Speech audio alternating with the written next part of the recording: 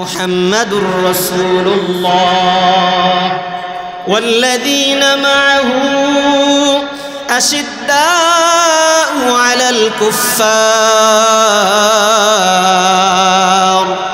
রুহামাউ বাইনাহুম। আল্লাহ সুবহানাহু ওয়া তাআলা কোরআনে হাকীমের মধ্যে বলেন মুহাম্মাদুর রাসূলুল্লাহ। আল্লাহ তাআলা কোরআনে হাকীমের এক জায়গায় নবীজির নাম ধরে ডাক দিয়েছেন মুহাম্মাদুর রাসূলুল্লাহ। মুহাম্মাদুর রাসূলুল্লাহ, তার গুণাবলী কি, তার বৈশিষ্ট্য কি? আল্লাহ বলেন ওয়াল্লাযীনা মা'আহু আশিদ্দাউ আলাল কুফফার। মুহাম্মদ তিনি আল্লাহ পাকের পক্ষ থেকে প্রেরিত একজন রাসূল, একজন নবী হবেন। ওয়াল্লাযীনা মা'আহু আশিদ্দাউ আলাল কুফফার। হে পৃথিবীবাসী, তোমরা শুনিয়া রাখো, মুহাম্মাদুর রাসূলুল্লাহ যখন দুনিয়াতে আগমন করবেন, তিনি দুনিয়াতে আগমন করার পরে তামাম পৃথিবীর সরদার হয়ে তিনি দুনিয়াতে আগমন করবেন। পৃথিবীতে যত ধর্ম থাকবে, যত দিন থাকবে, যত ধর্ম থাকবে, যত গোত্র থাকবে, সমস্ত ধর্মকে, সমস্ত গোত্রকে তিনি রহিত করে দিবেন। একমাত্র ধর্ম হবে একটাই, সেই ধর্মের নাম হচ্ছে ইসলাম। আল্লাহ বলেন ওয়াল্লাযীনা মা'আহু আশিদ্দাউ আলাল কুফফার। আর এই মুহাম্মাদুর রাসূলুল্লাহর অনুসারী যারা হবে, মুহাম্মাদুর রাসূলুল্লাহকে যারা অনুকরণ করবে, অনুসরণ করবে, তার সাথে যারা ঈমান আনয়ন করবে, তাদের গুণ কি হবে? আশিদ্দাউ আলাল কুফফার। তারা কাফেরদের উপর সব সময় কঠোর থাকবে, কাফেরদের উপর সব সময় কঠোর থাকবে। যে মুহাম্মাদুর রাসূলুল্লাহ এবং তার সাথী যারা হবে, তাদের একটা গুণ থাকবে, বৈশিষ্ট্য থাকবে, তারা কাফেরদের উপরে সব সময় কঠোর থাকবে। কাফেরদের সামনে কখনো মাথা নত করবে না, কাফেরদের সামনে সব সময় কঠোর থাকবে, হুঁশিয়ারি থাকবে যে কাফেরদের সঙ্গে আমাদের মোকাবেলা করতে হবে। ইহুদি খ্রিস্টান যত ধর্ম আছে, সমস্ত ধর্মের উপর আছে ইসলাম ধর্ম। সুতরাং ইসলাম ধর্মের উপরে অন্য কোন ধর্মকে আমরা স্থান দিব না। আল্লাহ তাআলা বলছেন ওয়াল্লাযীনা মা'আহু আশিদ্দাউ আলাল কুফফার। যে মুহাম্মাদুর রাসূলুল্লাহ এবং তার সাথী যারা হবে, তাদের বৈশিষ্ট্য হচ্ছে তারা কাফেরদের উপর সব সময় কঠোর থাকবে। আজকে আমরা কাফেরদের উপর কঠোর না, ইহুদি খ্রিস্টানদেরকে আমরা খুশি করার জন্য পাগল হয়ে যায় ক্ষমতা পাইলে। কিভাবে ইহুদি খ্রিস্টানদেরকে খুশি করতে পারবো, কিভাবে আমেরিকাকে খুশি করতে পারবো, কিভাবে ভারতকে খুশি করতে পারবো, তাদেরকে খুশি করে কিভাবে আমার ক্ষমতাকে পাকাভুক্ত করবো। আজকে আমরা ক্ষমতা পাইলেই আমাদের এই ধান্দা শুরু হয়ে যায়, হয় কিনা বলেন?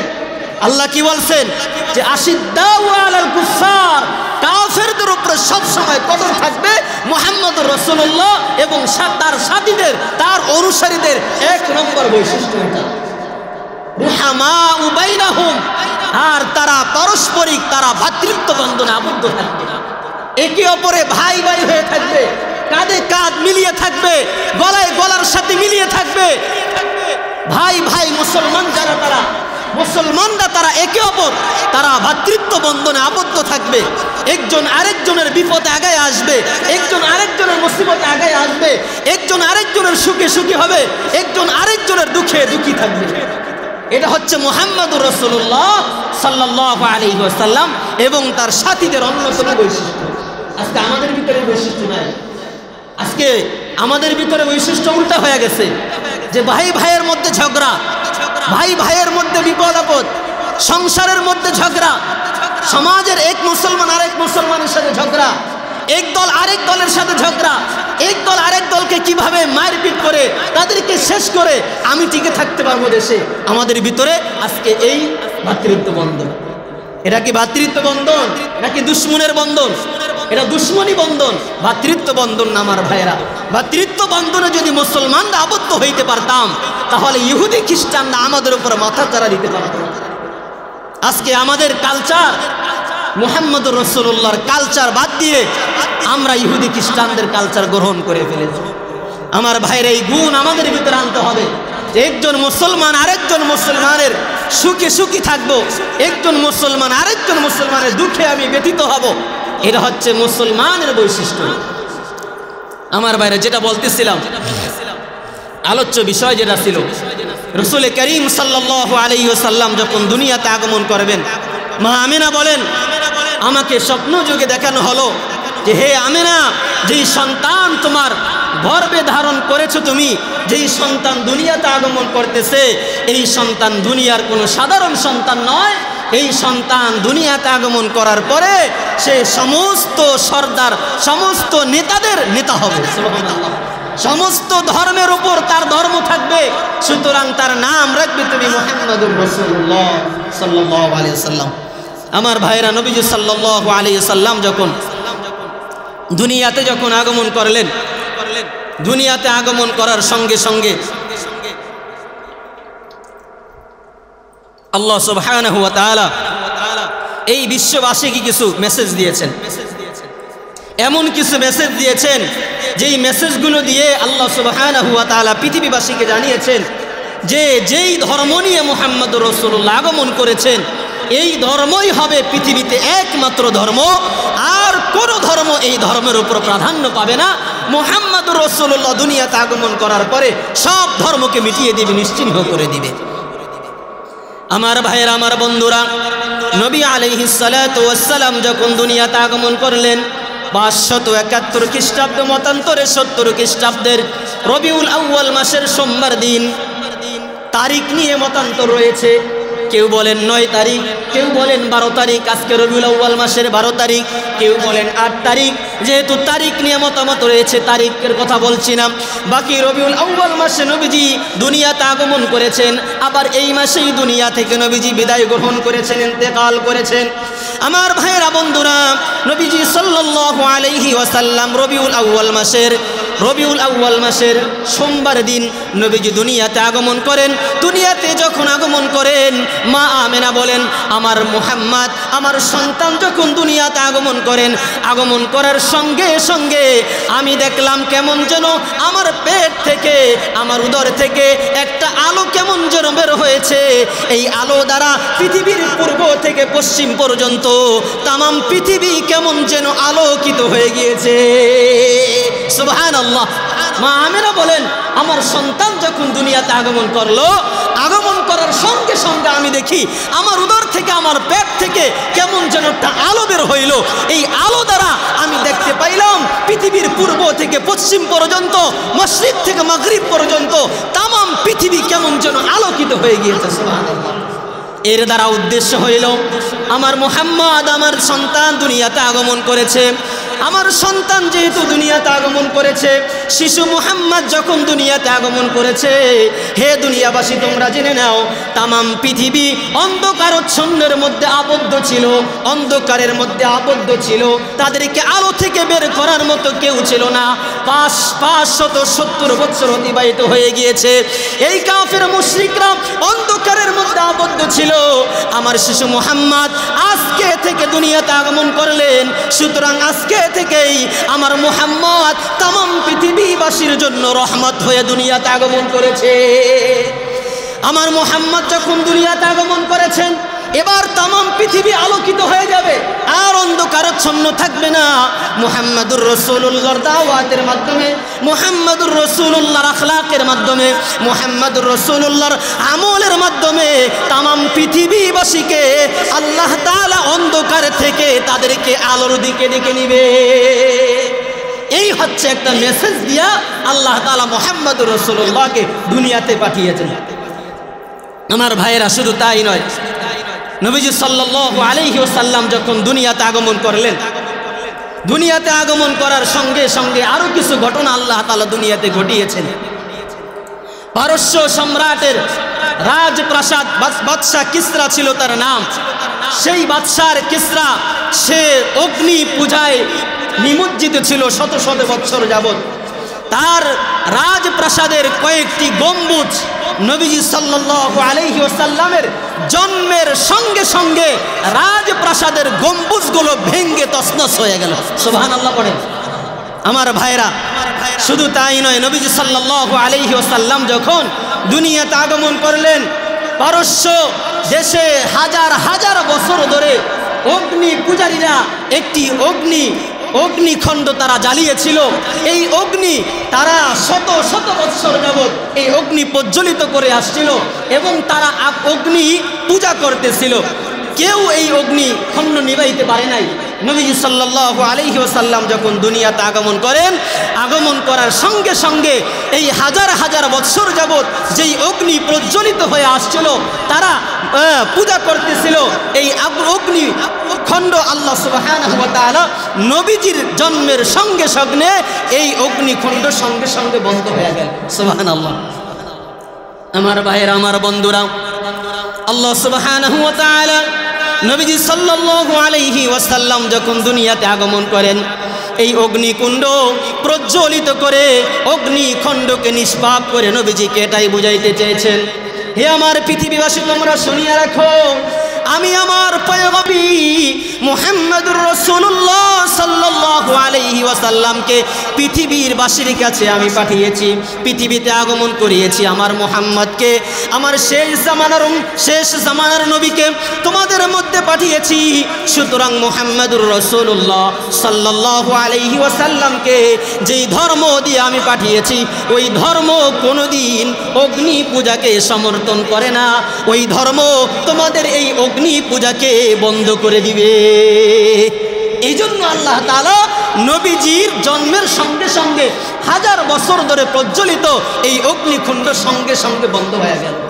আমার ভাইয়েরা, বাদশাহ কিসরার তার রাজপ্রাসাদ থেকে আল্লাহ তাআলা গম্বুজগুলো সঙ্গে সঙ্গে ভেঙে এই মেসেজ দিয়েছেন, হে বাদশাহ কিসরা, পারস্য সম্রাট, যেই পূজা তোমরা করছো, যেই শিরকের মধ্যে তোমরা লিপ্ত আছো, যেই ধর্ম দিয়ে তোমরা লিপ্ত আছো, তোমার এই ধর্ম আর বেশি দিন টিকবে না।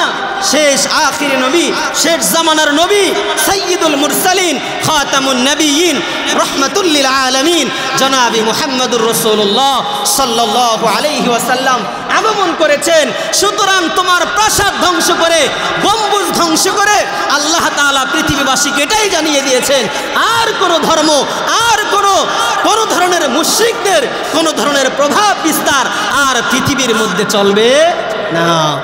আমার ভাইয়েরা, বন্ধুরা, নবীজি সাল্লাল্লাহু আলাইহি ওয়াসাল্লাম দুনিয়াতে আগমন করলেন। দুনিয়াতে আগমন করার পরে নবীজি সাল্লাল্লাহু আলাইহি ওয়াসাল্লামকে প্রথমে তার মা আমিনা দুধ পান করাইলেন। কিছুদিন দুধ পান করানোর পরে নবীজির মা কিছুদিন দুধ পান করানোর পরে তারপরে সুয়াইবা, আবু লাহাবের বাদী ছিল সুয়াইবা কিছুদিন দুধ পান করান। দুধ পান করানোর কিছুদিন পরে তারপরে তৎকালীন জামানায় মক্কার মধ্যে, আরবের মধ্যে নিয়ম ছিল, যেই সন্তানরা আরবের মধ্যে, শহরের মধ্যে জন্মগ্রহণ করে, তাদেরকে উত্তম ভাষা, বিশুদ্ধ ভাষা শিক্ষা দেওয়ার জন্য, বিশুদ্ধ কথা শিক্ষা দেওয়ার জন্য তাদেরকে মক্কায় না রেখে তাদেরকে গ্রামে পাঠিয়ে দিতেন। আমরা যারা শহরে বাস করি, ঢাকার শহর, দেখবেন ঢাকার শহর পাঁচমিশালি ভাষা চলে, শুদ্ধ ভাষা চলে না। কি বলেন? নোয়াখালীর মানুষও আছে, তারপরে আপনাদের কুমিল্লার মানুষও আছে, তারপরে আমাদের বরিশাল মাদারীপুর ওই অঞ্চলের মানুষও আছে, আবার আপনাদের চট্টগ্রাম ওই অঞ্চলের মানুষ আছে। অর্থাৎ ঢাকার শহরটা বাংলাদেশের 64 জেলার মানুষ এখানে বসবাস করে। এখানে শুদ্ধ ভাষা আপনি খুঁজে পাবেন না। পাওয়া যায় শুদ্ধ ভাষা? পাওয়া যায় না। কেন? সব জেলার, সব গ্রামের মানুষ এখানে বসবাস করে। শহরটা সাধারণত এরকম হয়ে থাকে। যেহেতু মক্কা নগরীর শহর ছিল, শহরে শুদ্ধ ভাষা চর্চা হইতো না। এই জন্য তৎকালীন জামানায় মক্কার শহরে যারাই জন্মগ্রহণ করত, তাদেরকে বিশুদ্ধ ভাষা শিক্ষা দেওয়ার জন্য তারা মক্কার বাহিরে গ্রামে পাঠিয়ে দিত। আর তৎকালীন সময় মক্কায় দুর্ভিক্ষ ছিল। নবীজি সাল্লাল্লাহু আলাইহি ওয়াসাল্লাম মা আমেনা দুধ পান করানোর পরে এবার তায়েফ থেকে একদল মহিলা, তায়েফ থেকে, গ্রাম থেকে একদল মহিলা এবং কিছু লোক সব সময় মক্কা নগরীতে তারা খোঁজখবর নিত আয়েশা, যে কোন কোন সন্তান, কার ঘরে সন্তান জন্মগ্রহণ করেছে। তারা খোঁজখবর নিয়ে যেই ঘরে নবজাতক শিশু আগমন করেছে, ওই শিশুকে তারা মক্কা থেকে নিয়ে তারা গ্রামে নিয়ে তারা দুধ পান করাইতো, কিছু পুরস্কারের বিনিময়, কিছু হাদিয়ার বিনিময়, এবং তারা বিশুদ্ধ ভাষা শিক্ষা দিত। নবীজি সাল্লাল্লাহু আলাইহি ওয়াসাল্লাম দুনিয়াতে আগমন করলেন। মা আমিনা কিছুদিন দুধ পান করাইলেন। এরপরে মা আমিনা চাইলেন, শিশু মুহাম্মদকে মক্কার বাহিরে তাকে বিশুদ্ধ ভাষা শিক্ষা দেওয়ার জন্য দিয়ে দিবেন। ওইদিকে তায়েফ থেকে একদল লোক তারা মক্কায় আসলো। তায়েফ থেকে একদল লোক তারা মক্কায় আগমন করলো মক্কার শিশুদেরকে নিয়ে যাওয়ার জন্য। সেখানে ওই দলের লোকদের মধ্যে হালিমাতুস সাদিয়া এবং তার স্বামীও ছিল। কিতাবের মধ্যে পাওয়া যায় একদল লোক তারা সকলে উঠে চড়ে আরোহণ করে তারা মক্কা নগরীর দিকে তারা রওনা দিল, সফর শুরু করলো। হযরত হালিমাতুস সাদিয়া রাদিয়াল্লাহু তাআলা আনহা বলেন, আমি যখন তায়েফ থেকে মক্কায় বাচ্চা নেওয়ার জন্য, দুগ্ধ শিষ্য বাচ্চা নেওয়ার জন্য যখন আমি আগমন করলাম, আমি যেই সোয়ারিটি গ্রহণ করেছিলাম বাহন হিসাবে, ওই সোয়ারিটি ছিল একেবারেই জীর্ণ শীর্ণ দুর্বল। আর হালিমাতুস সাদিয়া তিনিও ছিলেন একজন জীর্ণ শীর্ণ একজন দুর্বল মহিলা। দুর্ভিক্ষ চলতেছিল তখন, স্তনে দুধও ছিল না ওনার। হালিমাতুস সাদিয়ার কোলে আরেকজন দুধের শিশু ছিল, তার নাম ছিল আব্দুল্লাহ। তায়েফ থেকে অন্যান্য লোকদের সঙ্গে হালিমাতুস সাদিয়া এবং তার স্বামী উটে চড়ে আরোহণ করে তারা মক্কায় রওনা দিলেন। যেই উটে চড়ছিলেন তারা, ওই উটটা এত দুর্বল ছিল যে আসার পথে সবার পিছনে পড়েছিলেন। হালিমাতুস সাদিয়া এবং তার স্বামী যেই উটে উঠছিলেন, মক্কার সফরে, ওই উটটা এতই জীর্ণ শীর্ণ যে কারো আগে চলতে পারে না, সবার পিছনে। এক পর্যায়ে অন্যান্য গোত্রের সব লোকেরা তারা মক্কা ঢোকার পরে ভালো ভালো পরিবারের যে সন্তান ছিল, দুধের সন্তান, তারা সবাইকে নিয়ে গেল। এখন হালিমাতুস সাদিয়া তার স্বামী যেহেতু দুর্বল, উঠে চড়ে আরোহণ করছিলেন, সবার পিছনে পড়ে রয়েছেন। মক্কায় ঢুকে দেখেন অন্যান্য গোত্রের পরিবারের যেই সন্তান ছিল, দুধের সন্তান, ভালো ভালো পরিবারের দুধের সন্তানদেরকে অন্যান্য লোকেরা তারা সবাই নিয়ে গেছে। একমাত্র শিশু মুহাম্মদুর রাসূলুল্লাহ সাল্লাল্লাহু আলাইহি ওয়াসাল্লাম, উনি ওনার মায়ের কোলে ওনার ঘরের মধ্যে পড়েছিলেন, তাকে কেউ গ্রহণ করলো না। কেন? যে উনি তো এতিম নবী, বাবা নাই দুনিয়াতে, বাবা জন্মগ্রহণের 5-6 মাস আগেই চলে গেছেন। এখন তাকে আমরা যদি ভাষা শিক্ষা দেওয়ার জন্য নেই, দুধ পান করানোর যে ভালো কোনো টাকা পয়সা পাওয়া যাবে না, ভালো কোনো পড়ৌকন পাওয়া যাবে না, তাকে নিয়ে কি করব, এটা ভেবে কেউ তাকে গ্রহণ করলো না। আর এইদিকে হালিমাতুস সাদিয়া সবার শেষে যখন মক্কায় ঢুকলেন, দুইকে দেখেন ভালো ভালো পরিবারের সব সন্তান তারা নিয়ে গেছে, একমাত্র শিশু মুহাম্মদুর রাসূলুল্লাহ ওনার ঘরে পড়ে আছেন। সুবহানাল্লাহ। আর হালিমাতুস সাদিয়ার জন্য তার দুর্বলতা, তার উটের দুর্বলতাই ছিল আল্লাহ পাকের পক্ষ থেকে বিশেষ রহমত। সুবহানাল্লাহ। আমার ভাইয়েরা, আমার বন্ধুরা, এক পর্যায়ে হালিমাতুস সাদিয়া এবং তার স্বামী যখন মক্কা নগরীতে প্রবেশ করলেন, মক্কা নগরীতে প্রবেশ করার পরে হালিমাতুস সাদিয়া এবং তার স্বামী যখন শিশু মুহাম্মদুর রাসূলুল্লাহ সাল্লাল্লাহু আলাইহি ওয়াসাল্লামের ঘরে ঢুকলেন, দুইকা দেখেন একটা সন্তান, ফুটফুটে সন্তান, দেখতে বড় সুন্দর লাগে, কেমন যেন ঘরটা নূরে আলোকিত হয়ে গেছে। এমন ফুটফুটে একটা সন্তান দেখে জিজ্ঞাসা করলেন, আপনার সন্তান আমাদেরকে দিবেন কিনা? মা আমিনা বলেন, আমার সন্তান তো এতিম, তার বাবা নাই, নিতে পারো, তবে ভালো কিছু হাদিয়া আমরা দিতে পারবো না। অন্যান্য কেউ আমার সন্তান গ্রহণ করে নাই, তোমরা যদি নাও নিতে পারো, কিন্তু ভালো কোনো টাকা পয়সা আমি দিতে পারবো না। মা আমিনা বলেন। হালিমাতুস সাদিয়ার স্বামী বলেন, হে হালিমাতুস সাদিয়া, ভালো ভালো সন্তানরা তো অন্য সবাই নিয়ে চলে গেছে, এখন আমাদের ভাগ্যে এই দুর্বল একজন সন্তান, এতিম সন্তান রয়ে গিয়েছে, চলো আমরা চলে যাই, তাকে নেওয়ার দরকার নাই। এক পর্যায়ে হালিমাতুস সাদিয়া বলেন, হে আমার স্বামী, তায়েফ থেকে আগমন করেছি, এত দূর থেকে কষ্ট করে আসলাম, যদি কোনো সন্তান না নেই তাহলে তো আমাদের একেবারেই দুর্বলতা হয়ে যাবে, একেবারে হাত শূন্য হয়ে যাবে। বরং খালি হাতে ফিরে যাওয়ার চাইতে এই এতিম নবীটাকে, এতিম সন্তানটাকে আমরা নিয়ে যাই, চলেন, আল্লাহ চাহে তো এর মধ্যে আমাদেরকে বরকত দিতে পারেন। সুবহানাল্লাহ। আমার ভাইয়েরা, আমার বন্ধুরা, হালিমাতুস সাদিয়ার কথা শুনে স্বামী বলল, ঠিক আছে চলো, তাহলে এতিম সন্তানকে নিয়ে চলো, আমরা তায়েফে রওনা দেই। এতিম নবীকে তারা হালিমাতুস সাদিয়ার কোলে তুলে নিলেন। হালিমাতুস সাদিয়া এতিম নবীকে কোলে তোলার পরে হালিমাতুস সাদিয়া বলেন, আমি যখন কোলে তুললাম শিশু মুহাম্মদকে, কোলে তোলার সঙ্গে সঙ্গে আল্লাহ তাআলা কেমন যেন আমার উপর অজরে রহমত নাজিল করতেছিলেন। সুবহানাল্লাহি ওয়া বিহামদিহি। বলি। আমার ভাইয়েরা, আমার বন্ধুরা, হালিমাতুস সাদিয়া বলেন, এরপরে শিশু মুহাম্মদুর রাসূলুল্লাহকে আমি কোলে তুলে নিয়ে আমরা তাঁবুতে গেলাম, যেখানে আমরা উষ্টিটা বেঁধে রেখেছিলাম। তাঁবুতে গেলাম। তাঁবুতে যাওয়ার পরে আমরা মুহাম্মদুর রাসূলুল্লাহকে কোলে নিয়ে দুধ পান করাইলাম। এবার যখন মুহাম্মদুর রাসূলুল্লাহকে দুধ পান করাইতে যাব, দুধ পান করানোর সময় দেখি আমার এলনটা, আমার স্তনটা, আমি তো একজন জীর্ণ শীর্ণ মহিলা ছিলাম, স্তনে কোনো দুধ ছিল না। সঙ্গে সঙ্গে দেখি আল্লাহ তাআলা আমার স্তনে দুধ দ্বারা ভরপুর করে দিয়েছে। সুবহানাল্লাহ। আমার ভাইরা, আমার বন্ধুরা, শুধু তাই নয়, হালিমাতুস সাদিয়া বলেন, যেই উটে চড়ে আমরা মক্কায় আরোহণ করেছিলাম, আগমন করেছিলাম, ওই উটটা এতই দুর্বল ছিল, তার ওলানে কোনো দুধ ছিল না, একেবারে শুকনা ওলান ছিল। আমরা ওলানের দিকে তাকিয়ে দেখি ওই উটনিটার দুটো ওলান আল্লাহ তাআলা দুধে পরিপূর্ণ করে দিয়েছে। হালিমাতুস সাদিয়া বলেন, এমন উলান ভরপুর দেখে আমি আমার স্বামীকে বললাম, হে আমার প্রিয়তম স্বামী, তাড়াতাড়ি উট থেকে আপনি দুধ দহন করেন। আমার স্বামী ওই জীর্ণ শীর্ণ উট থেকে দুধ দহন করলেন। এত পরিমাণ দুধ দহন করলেন, কয়েকদিন যাবৎ আমরা না খেয়েছিলাম। আমার কোলে যেই সন্তান ছিল আব্দুল্লাহ, সেও না খেয়েছিল। আল্লাহ তাআলার বরকতে এই পরিমাণ দুধ আল্লাহ তাআলা দিয়ে দিয়েছেন। আমরা সবাই পরিতৃপ্ত সহকারে দুধ পান করলাম। সুবহানাল্লাহ। আমার ভাইয়েরা, বন্ধুরা, আল্লাহ সুবহানাহু ওয়া তাআলা শিশু মুহাম্মদুর রাসূলুল্লাহ দুনিয়াতে আগমন করার সঙ্গে সঙ্গে এই উম্মতের জন্য রহমত, এই উম্মতের জন্য বরকত আল্লাহ তাআলা তখন থেকে প্রকাশ করে দিয়েছে। সুবহানাল্লাহ ওয়া বিহামদিহি।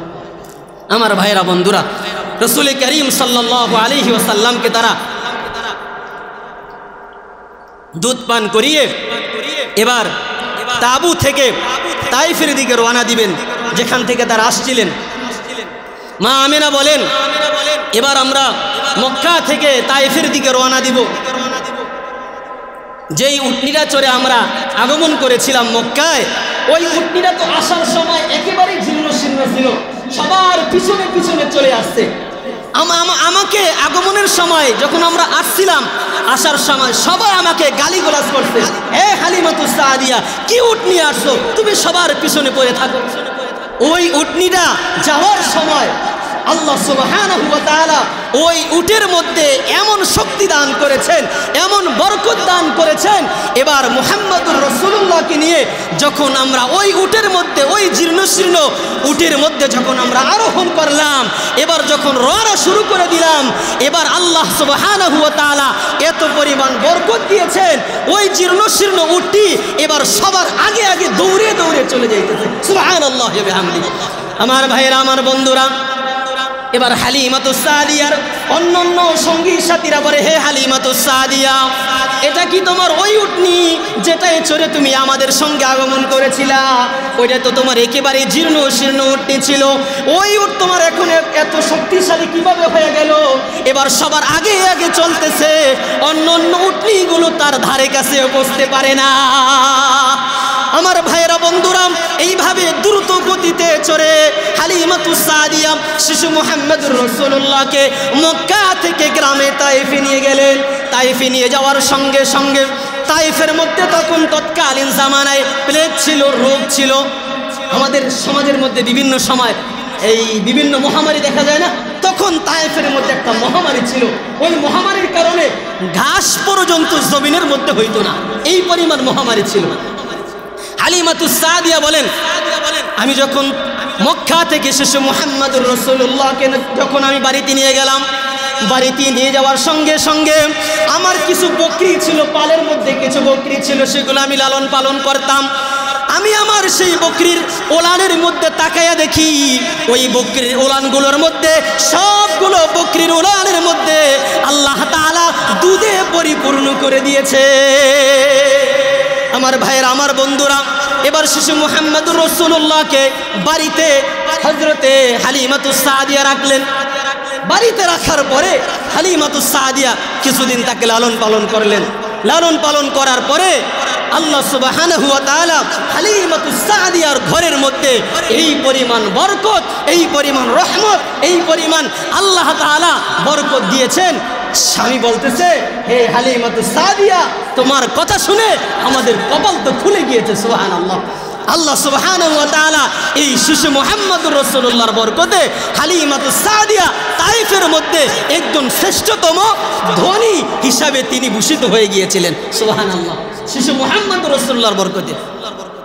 আমার ভাইরা, হালিমাতুস সাদিয়া যেই বকরিগুলো লালন পালন করতেন, ওই বকরিগুলো যখন মাঠে চড়াইতে নিয়ে যেত ঘাস খাওয়ানোর জন্য, অন্য অন্য বকরিগুলো যেখানে চড়াইতো ওনার বকরি সেখানেই চড়াইতো।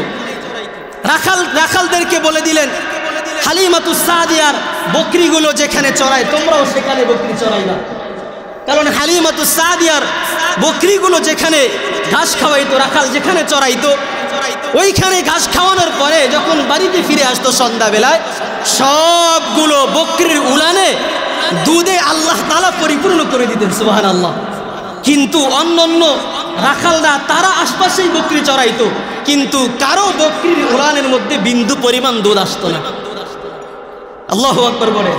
আমার ভাইরা, সন্ধ্যাবেলা যখন অন্যান্য রাখালরা তারা তাদের বাড়িতে বকরি নিয়ে যাইত, তখন রাখালদেরকে মালিকরা বলতো, হে রাখালেরা তোমরা কি করো? আরে হালিমাতুস সাদিয়ার বকরি যেখানে চড়ায় তোমরা তোমাদের বকরিগুলো ওই জায়গায় চড়াইবা। আচ্ছা বলেন তো, স্থানের কোনো কারামত আছে? মরুভূমির কোনো কারামত আছে? না আমার ভাইরা, মরুভূমির কোনো কারামত ছিল না। শিশু মুহাম্মদুর রাসূলুল্লাহর কারামত। আরে আমার মুহাম্মদ, আমার নবী হালিমাতুস সাদিয়ার বাড়িতে আছে। আমার নবীর বরকতে হালিমাতুস সাদিয়া যেখানে পা রাখেন সেখানে আল্লাহ তাআলা বরকত দ্বারা পরিপূর্ণ করে দেন। সুবহানাল্লাহ। আমার ভাইরা, আমার বন্ধুরা, এইভাবে হালিমাতুস সাদিয়া রাদিয়াল্লাহু তাআলা আনহা শিশু মুহাম্মদকে লালন পালন করতে লাগলেন। এক পর্যায়ে এক একভাবে ধারাবাহিকভাবে তার সংসারের মধ্যে আল্লাহ তাআলা বরকত নাজিল করতে লাগলেন। এই বরকতগুলো তিনি অনুভব করতে লাগলেন। বুঝতে পারলেন এই সন্তান কোনো সাধারণ কোনো সন্তান নয়, হয়তোবা পৃথিবীবাসীর জন্য একজন শ্রেষ্ঠ সন্তান হিসাবে তিনি একজন শ্রেষ্ঠ সন্তান হবেন।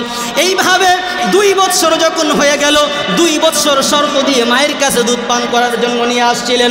2 বছর পূর্ণ হয়ে যাওয়ার পরে এবার মায়ের কাছে নিয়ে গেলেন, মক্কায় নিয়ে গেলেন। মা আমেনার কাছে গিয়ে বলেন, হে আমেনা, 2 বছরের জন্য তোমার কাছ থেকে নিয়ে গিয়েছিলাম, 2 বছর যেহেতু হয়ে গিয়েছে, তোমার সন্তান মুহাম্মদকে তুমি ফিরিয়ে নাও। 2 বছর পার হওয়ার পরে এবার হালিমাতুস সাদিয়া তার স্বামী মুহাম্মদুর রাসূলুল্লাহকে তার বাড়িতে নিয়ে গেলেন মায়ের কাছে, যে 2 বছরের শর্তে আমি নিয়ে গিয়েছিলাম দুধ পান করানোর জন্য, 2 বছর তো শেষ হয়ে গিয়েছে, এখন আপনার সন্তান আপনি নিয়ে নেন। গণনা করবে যেই বছর নিয়ে গেছেন মক্কার মধ্যে শিশু মুহাম্মদকে ফিরিয়ে দেওয়ার জন্য, ওই বছর মক্কার মধ্যে অনেক রকমের মহামারী দেখা দিয়েছিল, বিভিন্ন রকমের মহামারী। এর মধ্যে ডায়রিয়া একটা মহামারী ছিল। তখন সবাই রোগাক্রান্তি ছিল, সবার ভিতরে, সবার সংসারের মধ্যে এই ডায়রিয়ার রোগ ছিল। তখন হালিমাতুস সাদিয়া আর তার স্বামী একটা বাহানা দেখাইলেন যে, দেখেন এখন তো আপনাদের মক্কায় এই ডায়রিয়ার মহামারী দেখা যাইতেছে, যদি আপনি এই রোগ থেকে বাঁচতে চান আমাদেরকে আবার দিয়ে দেন, আমরা আরো 2-1 বছর আপনার সন্তানকে লালন পালন করে, ভালোভাবে লালন পালন করে আপনার কাছে আবার 2-1 বছর পরে দিয়ে যাবো। হালিমাতুস সাদিয়ার এই কথা শুনে মা আমিনা বললেন, বুঝতে পারলেন যে আসলেই তো মক্কার মধ্যে বিভিন্ন রকমের রোগ বালাই দেখা যাইতেছে, এখন ঠিক আছে যান, আরো কিছুদিনের জন্য আপনি শিশু মুহাম্মদকে নিয়ে যান, তাকে দুধ পান করে লালন পালন করে একটু বড়সড় হইলে আবার আমার কাছে দিয়ে যাইবেন। আবার হালিমাতুস সাদিয়া এবং তার স্বামী মক্কা থেকে আবার তাইফে নিয়ে গেলেন। হযরতে হালিমাতুস সাদিয়া এবার তার বাড়িতে নিয়ে আসলেন শিশু মুহাম্মদকে। এবার শিশু মুহাম্মদ যখন বাড়িতে আসলেন, বাড়িতে আসার পরে দুধ সারাইছিলেন। দুধ সারানোর পরে শিশু মুহাম্মদুর রাসূলুল্লাহ সাল্লাল্লাহু আলাইহি ওয়াসাল্লামের সর্বপ্রথম যেই কালেমা জবান থেকে যেই কথা বের হয়েছিল সেটা ছিল আল্লাহু আকবার কাবীরা ওয়ালহামদুলিল্লাহি হামদান কাসীরা ওয়া সুবহানাল্লাহি বুকরাতাও ওয়া আসীলা। সুবহানাল্লাহ। আমার ভাইরা, এই বাক্য সর্বপ্রথম নবীজি সাল্লাল্লাহু আলাইহি ওয়াসাল্লামের জবান থেকে বের হয়েছিল। সুবহানাল্লাহ। 2 বছর 1.5 বছর পরে সাধারণত বাচ্চারা কথা বলতে পারে, ঠিক না? 2 বছর পরে যখন মুহাম্মদুর রাসূলুল্লাহ প্রথম যেই কথা বলছিলেন, শিশু মুহাম্মদ প্রথম বাক্যই তার জবান দ্বারা বের হয়েছিল আল্লাহু আকবার কাবীরা, আল্লাহ সবচেয়ে বড়, আলহামদুলিল্লাহি হামদান কাসীরা, সমস্ত প্রশংসা আল্লাহ পাকের জন্য, ওয়া সুবহানাল্লাহি বুকরাতাও ওয়া আসীলা, সকাল সন্ধ্যা আল্লাহ পাকের জন্যই তাসবিহ প্রশংসা, সুবহানাল্লাহ। এই বাক্য মুহাম্মদুর রাসূলুল্লাহর জবান দ্বারা প্রথম এই বাক্য বের হয়েছিল, সুবহানাল্লাহ। আমার ভাইরা বন্ধুরা, এবার শিশু মুহাম্মদুর রাসূলুল্লাহ সাল্লাল্লাহু আলাইহি ওয়াসাল্লাম মা আমিনার বাড়িতে বড় হইতেছেন, লালন পালন করতেছেন মা হালিমাতুস সাদিয়া রাদিয়াল্লাহু তাআলা আনহার বাড়িতে শিশু মুহাম্মদুর রাসূলুল্লাহ বড় হচ্ছেন। এবার যখন 3-4 বছর বয়স হয়ে গেল, বয়স হওয়ার পরে এবার শিশু মুহাম্মদ বলতেছেন মা হালিমাতুস সাদিয়াকে, হে আম্মা জান, আমার ভাই দুধ ভাই আব্দুল্লাহকে, তাকে তো আমি দেখতেছি না, সে কোথায় যায় প্রতিদিন। দুধ ভাই ছিল হালিমাতুস সাদিয়ার একজন সন্তান ছিল, তার নাম ছিল আব্দুল্লাহ। আব্দুল্লাহকে প্রতিদিন সেই বকরি দিয়া তাকে মরুভূমিতে পাঠাইতেন, মরুভূমির মধ্যে এই বকরিগুলোকে লালন পালন করানোর জন্য প্রতিদিন পাঠাইতেন হালিমাতুস সাদিয়া। শিশু মুহাম্মদ যখন একটু বড় হইলেন, যখন কথাবার্তা বলতে পারতেছেন, বুঝতেছেন কিছু, আম্মা জানকে জিজ্ঞাসা করে হালিমাতুস সাদিয়াকে, হে আম্মা জান, আমার শিশু ভাই, আমার দুধ ভাই, সে কোথায় যায় প্রতিদিন? তাকে তো দেখতেছি না আমি, সে তো বাড়িতে থাকার কথা, সেও ছোট মানুষ, আমিও ছোট মানুষ। হালিমাতুস সাদিয়া বলেন, হে মুহাম্মদ, তোমার দুধ ভাই প্রতিদিন বকরি নিয়ে মরুভূমির মধ্যে চড়াইতে যায়, তোমার ভাই সেখানে অনেক কষ্ট করেন, মরুভূমির মধ্যে গিয়ে বকরির রাখালি করেন, সেখানে বকরি দেখাশোনা করেন, আবার বিকালবেলা বকরিগুলো নিয়ে বাড়িতে ফেরেন। শিশু মুহাম্মদ বলেন, হে আম্মা জান, হে হালিমাতুস সাদিয়া, আমি আগামীকাল থেকে আমার ভাই আব্দুল্লাহর সঙ্গে বকরি চড়াইতে যাব। সুবহানাল্লাহ। আমার ভাইরা বন্ধুরাম, শিশু মুহাম্মদ যখনই আবদার করলেন মায়ের কাছে, হে আম্মা জান, হে হালিমাতুস সাদিয়া, আমাকে আগামীকাল থেকে আমার দুধ ভাই শিশু আব্দুল্লাহর সঙ্গে আমাকেও আপনি বকরি চড়াইতে দিবেন। এরপর থেকে মুহাম্মদুর রাসূলুল্লাহর আবদার যখন মানতে পারতেছেন না, বারবার পিরাপিরি করতেছেন, আগামীকাল থেকে আমিও বকরি চড়াইতে যাব। এরপর দিন থেকে শিশু মুহাম্মদুর রাসূলুল্লাহ দুধ ভাই আব্দুল্লাহর সঙ্গে বকরি চড়াইতে শুরু করে দিলেন।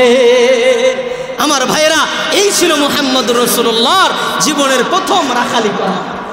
মুহাম্মদুর রাসূলুল্লাহ সাল্লাল্লাহু আলাইহি ওয়াসাল্লামকে আল্লাহ তাআলা রাখালগিরি করিয়েছেন। মুহাম্মদুর রাসূলুল্লাহ সাল্লাল্লাহু আলাইহি ওয়াসাল্লাম তিনি রাখালগিরি করেছেন। তিনি মানুষের যেই বকরি ছিল, বকরি রাখালি করেছেন।